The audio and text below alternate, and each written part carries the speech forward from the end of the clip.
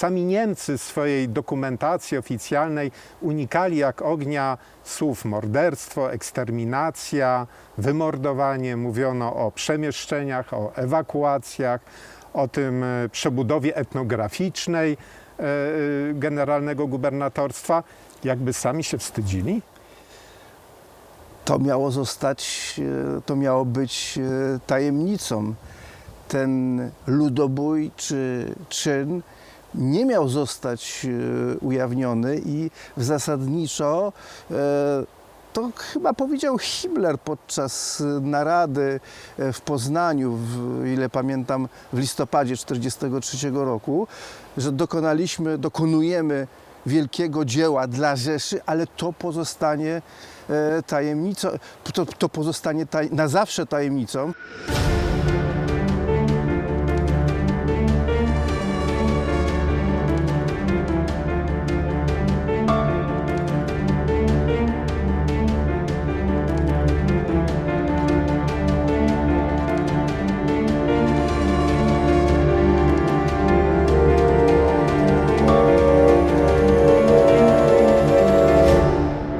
Zrobiło mi się ciemno przed oczami. Rzędami po 4 osoby w rzędzie szło ponad 2000 Żydów. Mężczyźni, kobiety, młodzież. Bardzo mało dzieci. Twarze wszystkich wyrażały głęboką powagę, w rzędach panowało głębokie milczenie, oczy patrzyły, ale nic nie widziały, tak jakby patrzyli w cel, który znajduje się już poza światem. Patrzyli w głąb siebie, a nie na świat zewnętrzny. Na twarzach gościł wyraz głębokiej rezygnacji, raczej obojętności dla własnego losu, z którymi tak nie da się walczyć. Otępienie. Ogarnęło mnie przerażenie, kiedy powoli zaczęłam zdawać sobie sprawę, na kogo patrzę i co czeka tych już skazanych na rzeź męczenników. Po 5 minutach nadjechały chłopskie furmanki, na których siedzieli starzy ludzie, chorzy i kobiety. O ile pieszy tłum zachowywał się cicho, bez żadnego okrzyku, o tyle z fur już było słychać zduszone wołania i jęki. Boże, ratujcie, biada mi, moje dzieci. Głosy były zduszone. Widocznie wydany był ostry zakaz krzyczenia. Jęk, pełen strachu, wyrywał się z głębi serc przez zaciśnięte zęby. Relacja nieznanej autorki z akcji Reinhardt w Hrubieszowie 15 czerwca 1942 roku.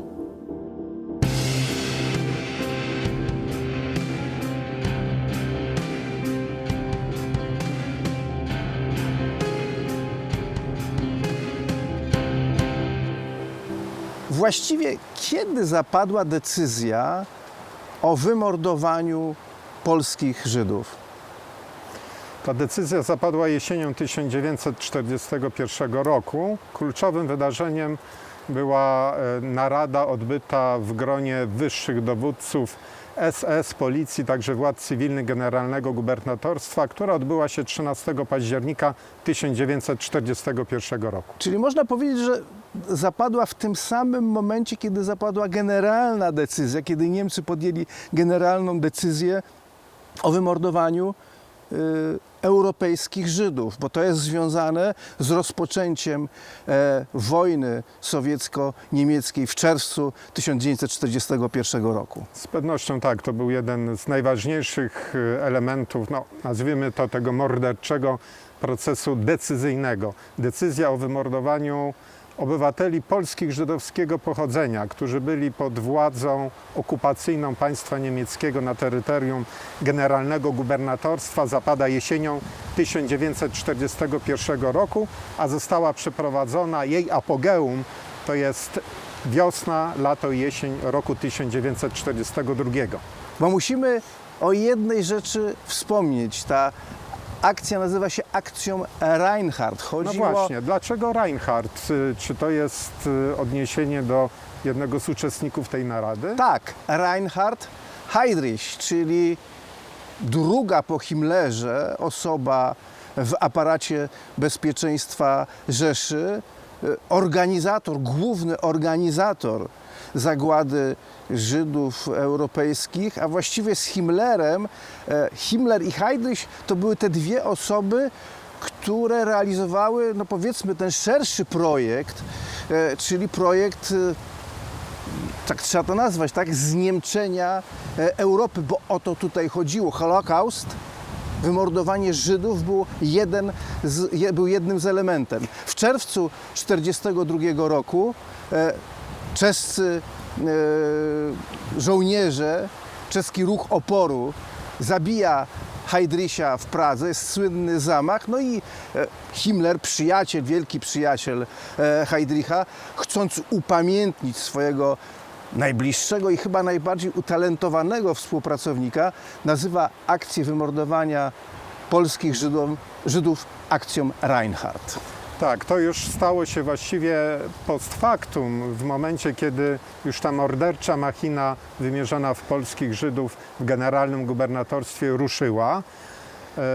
To są 3 takie szczególnie straszliwe miejsca kaźni, miejsca śmierci setek tysięcy polskich obywateli. Niemiecki obóz zagłady w Treblince, niemiecki obóz zagłady w Bełżcu jako pierwszy i niemiecki obóz zagłady w Sobiborze. Tutaj może jedna uwaga, bo my jesteśmy w Treblince i jesteśmy dokładnie tutaj, tą drogą szły setki tysięcy ludzi do komór gazowych, czyli jesteśmy w wyjątkowym miejscu. 80 lat temu, proszę sobie, nasi widzowie powinni sobie to uświadomić, 80 lat temu kilkaset polskich Żydów, to była ich ostatnia droga, tutaj, w tym dokładnie miejscu. Kilkaset tysięcy, tak, polskich Żydów, głównie zresztą mieszkańców stolicy Polski, więc warszawiaków, tutaj szło swoją ostatnią drogą. Wokół nas są niemi świadkowie, drzewa, wiele z nich widziało tą ostatnią drogę. Tak, te najgrubsze drzewa były już, istniały i one też były świadkami tej zagłady, niestety niemymi i jedynymi, tak?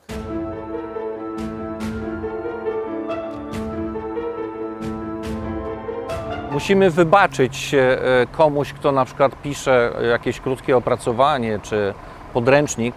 No niestety ta statystyka gdzieś też tam musi się pojawić, jeżeli chcemy no, podsumować ten morderczy okres, prawda, od wiosny 1942 roku do jesieni 1943 roku, no bo no, jednak osoba obdarzona jakąś wrażliwością, zdając sobie sprawę, jaki to jest krótki odcinek czasu, jaką liczbę ofiar to pochłonęło, no myślę, że to też może być pewnym wstrząsem. Ale mimo wszystko, rzeczywiście jesteśmy wszyscy dzisiaj ofiarami statystyki, tych wielkich liczb dotyczących tego ludobójstwa i wszystkich innych ludobójstw, które zdarzyły się i wcześniej, i w innych miejscach II wojny światowej, i po II wojnie światowej. Dlatego no, najlepiej, aby do tego zagadnienia no, podejść w sposób właśnie bardziej zindywidualizowany, albo skupiony na jednym miejscu, albo wręcz na losie prawda, poszczególnych osób czy rodzin. Powróćmy do akcji Reinhardt. W jej apogeum, czyli mówimy tutaj o miesiącach wiosennych i letnich roku 1942, Niemcy przede wszystkim w tych 3 miejscach, Treblinka, Bełżec i Sobibór, zgładzili około 1 275 000 przede wszystkim polskich Żydów, ale to nie zamyka bilansu ofiar. Tak, bo ten bilans jest bardzo trudny do oceny, bo no właśnie, Niemcy bardzo, o czym jeszcze pewnie będziemy mówili, starali się potem zatrzeć ślady swoich zbrodni. My wiemy, że właśnie to apogeum, ten 42 rok, to jest około 1 200 000, ale do tej grupy, do tej liczby trzeba doliczyć nie tylko tych, którzy zginęli w takich obozach jak ten, czyli w Treblince, ale również tych, którzy zostali zamordowani już w gettach, na miejscu, i również tych, którzy zostali zamordowani w trakcie transportu z get do tych poszczególnych obozów. No, są takie wyliczenia, że na 5 osób przywiezionych do obozu jedna osoba zginęła w trakcie transportu. I wtedy tę liczbę trzeba podnieść i wtedy historycy mówią, ci, którzy dokonywali tego rodzaju obliczeń, że możemy mówić nawet od 1 800 000 do 2 milionów ludzi. To jest wymiar prawdziwy akcji Reinhardt. 2 miliony zamordowanych Żydów. Jeżeli tą liczbę zestawimy z ogólną liczbą Żydów, którzy dostali się na swoje nieszczęście pod władzę okupacyjną państwa niemieckiego w czasie II wojny światowej, to widzimy, że akcja Reinhardt była właściwie kluczowym elementem tego, co Niemcy eufemistycznie nazywali ostatecznym rozwiązaniem kwestii żydowskiej. No tak, bo to jest akcja Reinhardt, bo to jest właśnie dziwne, tak, że my mówimy o różnego rodzaju akcjach, a zapominamy o tym, że to sama akcja Reinhardt była tym najważniejszym momentem i najważniejszym elementem Holokaustu, no bo chociażby dlatego, że że polscy Żydzi byli tą grupą, która była stosunkowo największa i byli tą grupą, która znalazła się pod panowaniem niemieckim, pod okupacją niemiecką.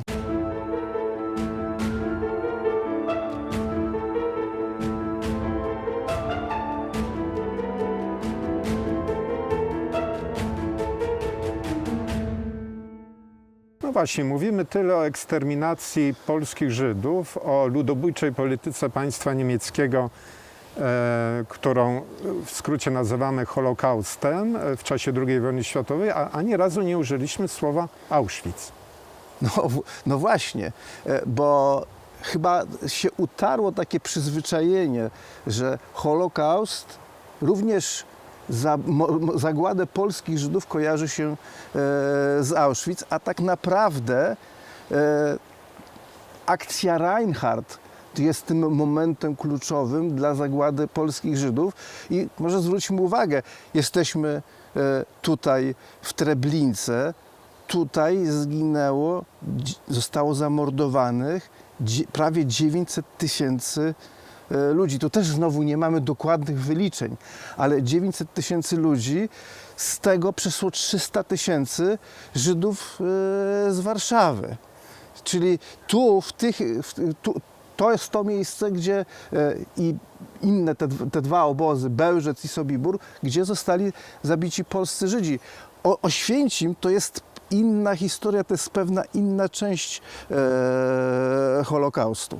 Ta niemiecka machina zagłady, która została w pełni uruchomiona właśnie w ramach akcji Reinhardt, to nie tylko jest ta technologia zbrodni, o tym jeszcze będziemy mówić w cyklu naszych audycji, ale to także jest cała machina, nazwijmy to językiem sowieckiej propagandy, maskirowki takiej językowej. Sami Niemcy w swojej dokumentacji oficjalnej unikali jak ognia słów morderstwo, eksterminacja, wymordowanie. Mówiono o przemieszczeniach, o ewakuacjach, o tym przebudowie etnograficznej generalnego gubernatorstwa. Jakby sami się wstydzili? To miało być tajemnicą. Ten ludobójczy czyn nie miał zostać ujawniony i zasadniczo to chyba powiedział Himmler podczas narady w Poznaniu, ile pamiętam, w listopadzie 1943 roku, że dokonujemy wielkiego dzieła dla Rzeszy, ale to pozostanie tajemnicą, to pozostanie na zawsze tajemnicą. No, dlaczego? No bo mordowano w sposób bestialski setki, tysiące, właściwie tak, miliony kobiet, dzieci, starców. Wymordowano cały naród I zasadniczo cel tego morderstwa miał charakter czysto ideologiczny. To była chora ideologia. Niemcom wydawało się, że w ten sposób właśnie zniemczą, tak, Europę. Ale dodajmy, że mimo tych niemieckich starań o zachowaniu tej ludobójczej eksterminacji w tajemnicy, jednak wieści o tym, co działo się w Treblince, w Bełżcu czy Sobiborze, przenikały do świata zewnętrznego. Wiedziało o tym polskie państwo podziemne, wiedziała okoliczna ludność. Treblinka na przykład bardzo szybko staje się synonimem nawet w takiej mowie potocznej eksterminacji ludobójczej. To się Niemcom nie udało zachować w całkowitej tajemnicy. Bardzo szybko także alianci na Zachodzie o tym się dowiadują. No bo to chyba się nie dało tego zachować w tajemnicy, bo jeśli policzyć ludność miejscową, która żyła w pewnej odległości od obozów, bo tę ludność w momencie budowy obozów, ta, która była najbliżej, wysiedlano poza strefę najbliższą obozowi, no to jednak ludność, uczestnicy zbrodni przede wszystkim po stronie niemieckiej, tak? No bo to też nie można liczyć, że to były tylko załogi obozów, które były stosunkowo nieliczne, no ale ten cały aparat zbrodni, który pracował na to, żeby tych ludzi najpierw złapać i tutaj przywieźć, to były dziesiątki tysięcy, tego się nie dało ukryć. Co więcej, tutaj w 1943 roku wybuchł bunt, wybuchło powstanie w obozie i część tych ludzi udało się zbiec i oni dotarli do Warszawy, no i mamy dzięki temu zapisy zbrodni, no wstrząsające zapisy zbrodni, jak na przykład zapis Krzepickiego. Zwróciłeś uwagę na bardzo ważny fakt, to pojęcie aparat zbrodni, bo rzeczywiście różne instytucje państwa niemieckiego brały udział w akcji Reinhardt. To nie było tak, że tylko SS, czy tylko policja, czy tylko żandarmeria niemiecka brała udział w tej eksterminacji, ale także cywilne instytucje, mówimy tu o administracji okupacyjnej Generalnego Gubernatorstwa. Hans Frank już w czerwcu 1942 roku świadomie wyłączył wszystkie, jak on mówił, tak zwane sprawy żydowskie spod kompetencji władz cywilnych, przekazując to w kompetencje SS, ale także instytucje cywilne brały udział w przeprowadzaniu tej akcji. Także Wehrmacht, chociażby swoją bierną postawą na ogół wobec tego, co działo się w takich miejscach jak to, brał udział. Więc mówimy nie tylko o tych złych ludziach, tych katach z SS, bo taka była narracja po II wojnie światowej też, że my właściwie Niemcy to z tym nie mamy nic wspólnego, to byli ci straszliwi ludzie, Himmler i jego pomagierzy, natomiast my właściwie nic nie wiedzieliśmy, a gdybyśmy wiedzieli, to na pewno byśmy inaczej zareagowali. No tak, generalna gubernia, cała administracja i szef tej administracji, Hans Frank, oni już od 1941 roku domagają się od centrali w Berlinie, od władz bezpieczeństwa, no tak jak oni to nazywali, bo też oczyszczenia z Żydów tych terenów. To jest ten wielki projekt właśnie zniemczania, a zniemczanie polega na tym, że wysiedla się, i tu znowu to jest też eufemizm, tak, że wysiedla się z danej strefy ludzi mniej wartościowych, znowu to eufemizm, rasowo. I to są nie tylko Żydzi, bo tu chodzi o to, żeby z tego terenu pozbyć się wszystkich nie Aryjczyków, nie Niemców i na ten teren, w ich miejsce, żeby osiedlali się Niemcy. I pod terminem wysiedlania, tak jak Niemcy mówią o wysiedleniach, to jeśli idzie o Żydów, no to mówi się po prostu tak naprawdę, myśli się o wymordowaniu tych ludzi. Tak, przypomnijmy, w akcji Reinhardt oczywiście ginęli przede wszystkim Żydzi, ale nie tylko. Ludy Romów, Sinti, one także były skazane na eksterminację, ale chciałbym, żeby naszym widzom jednak, żeby nasi widzowie zapamiętali ten podstawowy fakt. Akcja Reinhardt to jest wyrok śmierci wykonany dla setek tysięcy obywateli Polski żydowskiego pochodzenia z Warszawy, z Krakowa, z Kielc, z Radomia, z Lublina.